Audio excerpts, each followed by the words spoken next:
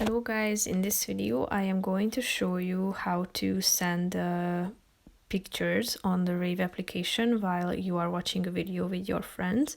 But first I just want to mention, don't forget to subscribe to my channel because at 10,000 subscribers I am going to show you my whole YouTube revenue statistics and growth strategy, how to make money online. So let's jump into it. First of all, open the application on your phone. After that, you should select a service and a video that you want to watch with your friends. And after adding your friends and inviting them, tap on this picture image down below in the chat box. That's the second option. You can either send GIFs or photos and videos from your gallery. So tap on the second option if you want to select pictures from your library.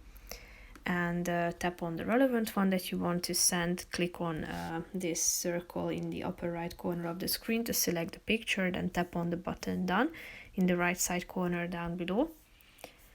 And once you are done, you should tap on this send button, and as you can see it has been sent. So here it is. And basically that's it for this video. See you in the next